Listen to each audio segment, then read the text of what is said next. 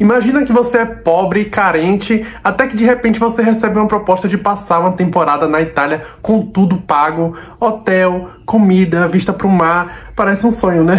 Agora imagina que nesse paraíso italiano você conhece um cara rico, bonito, cheio de charme, que tem absolutamente tudo que você nunca teve, e aí você pensa, quero ser amigo desse cara.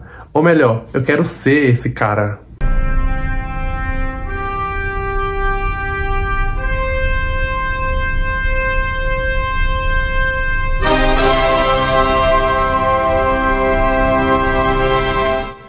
Então esse é basicamente o mote aqui de O Talentoso Ripley, da americana Patricia Highsmith, publicado pela primeira vez em 1955. E esse é um romance que revolucionou o gênero policial por misturar de uma forma muito ímpar o frenesi do policialesco com toda a imersão e o desconcerto de um romance psicológico. Então ele é um thriller que fez muito sucesso e alçou esse personagem, o Tom Ripley, ao status de ícone, que o faria inclusive protagonizar outros 4 romances aqui da autora. Sim, mas afinal, por que o Ripley é tão famoso? Porque ele é um golpista, ele é um ladrão de identidade, ele é um impostor com cara de bom moço, um alpinista social sem qualquer escrúpulo. Mas não é também qualquer picareta não, né? Ele é o golpista. Ele não rouba só dinheiro ou documentos, ele rouba literalmente vidas, estilos de vida, personalidade. Então ele observa, ele imita, ele se infiltra e assim literalmente o Ripley vai assumir a identidade de outra pessoa. E nesse seu romance inaugural, a gente vai ter então uma história que vai se passar ali nos anos 50, quando a gente vai conhecer o Ripley, né? Esse jovem americano que vive ali em Nova York. Ele é órfão, pobre, ele divide o apartamento ali com outro colega e vive basicamente de pequenos golpes que ele aplica por telefone e por correspondência, até que logo no começo aqui da história ele vai ver uma oportunidade de sair daquela vida, quando ele vai receber uma proposta irrecusável de um magnata americano. O cara vai pedir então a Ripley para ir até a Itália, convencer o playboy do filho dele a voltar ali pra América para ficar junto da mãe que tá doente e também para trabalhar na empresa do pai. É uma missão quase impossível, é claro, porque o Dick, né, o filho desse cara, tá muito ocupado sendo rico, se bronzeando lá no sol italiano, sendo um artista,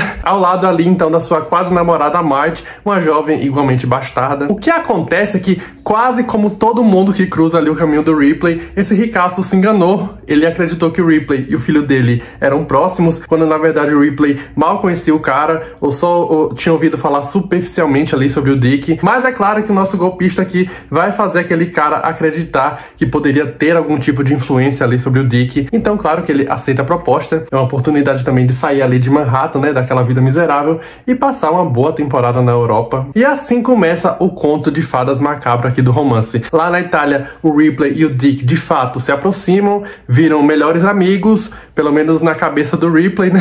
Então eles trocam confidências, eles começam a viajar juntos ali pelo sul da Itália, eles curtem, dividem até roupa e se aproximam cada vez mais. Só que tudo que é bom vira pouco, né? Especialmente quando você tá vivendo às custas de outra pessoa. E quando o Tom Ripley percebe que ele tá prestes a ser dispensado ali pelo Dick, ele toma uma decisão muito importante. Se ele não pode mais ser amigo do Dick, então ele vai ser o próprio Dick. Sim, é isso mesmo, ele vai matar o Dick e assumir a identidade dele. Antes, obviamente, ele já havia estudado e praticado o jeito do Dick de andar, de falar, a caligrafia ali do cara, os gostos dele. E após mandar o Dick ali pra comer grama pela raiz, numa cena bem icônica ali do romance, durante um passeio de barco, né? O Ripley, com sua nova identidade como Dick, vai passear então ali pela Europa usando o dinheiro do cara. Só que, claro, infelizmente, né, as coisas não vão ficar só no mamão com açúcar aqui pro nosso herói, e a gente vai acompanhar então todos os desdobramentos daquela empreitada. E é isso que torna aqui o Talentoso Ripley tão interessante, vai ser essa escalada pro absurdo,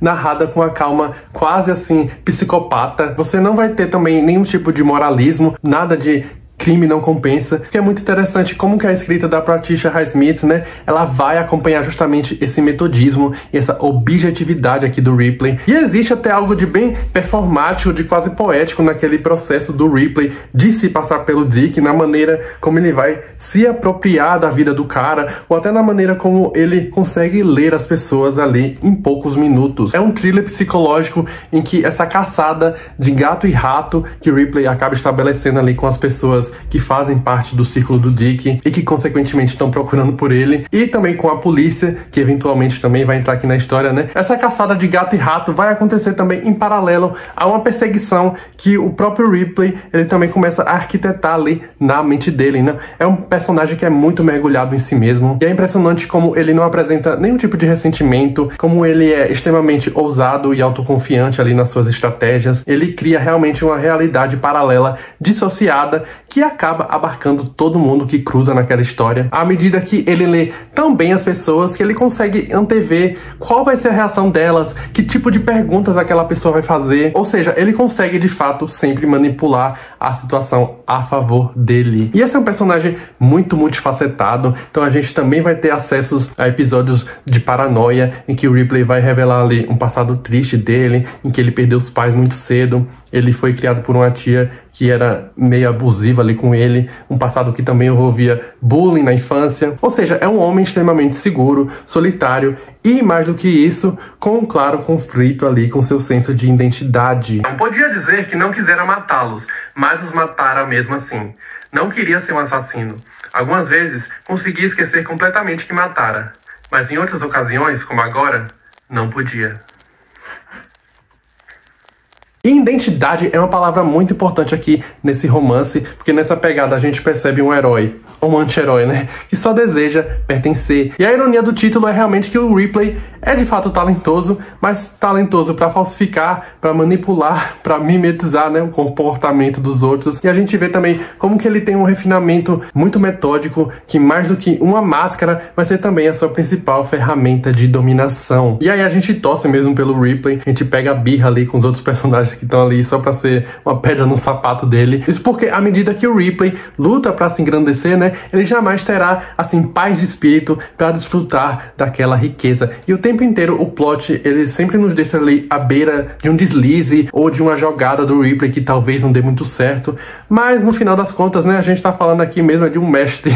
Detestava tornar-se Tom Ripley outra vez. Odiava a ideia de ser um João Ninguém, a ideia de adotar seus hábitos novamente e a sensação de que as pessoas o desprezavam, que ele as aborrecia, a não ser que representasse para elas como um palhaço, sentindo-se incompetente e incapaz de outra coisa que não fosse entreter os outros por alguns minutos. Odiava ter de voltar a si mesmo, como detestaria vestir roupas velhas, manchadas e sem passar, que nunca tinham sido boas, nem mesmo quando novas. Da Patricia Highsmith, eu só vi ali do Carol, que eu inclusive já falei aqui no canal, e vai ser muito interessante porque há muitos paralelos que podem ser feitos entre os dois trabalhos, apesar de não serem necessariamente parecidos, principalmente ali quando a gente fala da dimensão da sexualidade e da conotação homoerótica que vão aparecer aqui nessa história. Então talvez o Ripley seja gay, ou bissexual, ou queer, e existem muitos momentos aqui também no livro em que a gente percebe algo muito mal resolvido ali em relação à sua sexualidade, na forma como ele procura ali se apropriar de uma forma quase antropofágica do Dick. Então toda aquela admiração do Tom Ripley pelo Dick, que vira assassinato, né, é uma coisa bem homoerótica. E falando desses paralelos, né, é como se a admiração ali da Therese Belivet do Carol, né, e do Ripley aqui nesse romance, essa admiração por seus objetos de desejo, ele passasse sempre por essa coisa mórbida da apropriação, se bem que no caso do Ripley, novamente, isso vai ser levado às últimas consequências. É uma coisa quase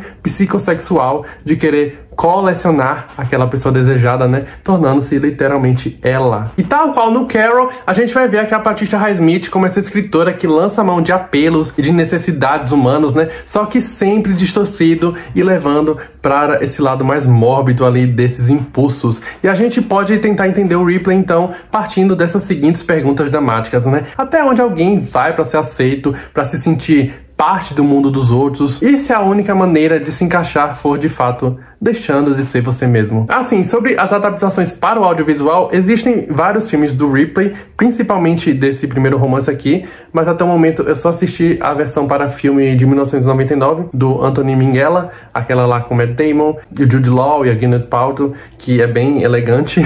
Mas se eu não me engano, a primeira adaptação produzida foi um filme francês chamado O Sol como Testemunha, de 1959, com o Alain Delon, que eu nunca vi, ainda não vi. E além disso, há também uma minissérie do ano passado da Netflix, que também foi bastante elogiada. Enfim, voltando aqui ao romance, né, há também uma questão intrínseca ali de alpinismo social, em como que o Ripley ele vai lidar com a certa natureza furtiva ali dos ricos que vão aparecer na história. E aí a gente está falando de um livro dos anos 50 que conversa muito bem com essa onda atual do Eat the Rich, né, ou Coma o Rico, que são essas produções contemporâneas de ricos se dando mal, tal qual a gente viu em obras como o filme Parasita e a série White Lotus. Ou seja, embora estejamos falando aqui nesse caso de um sociopata, é uma história que vai conversar bastante com essa tendência de reparação histórica do pobre passando a perna no rico.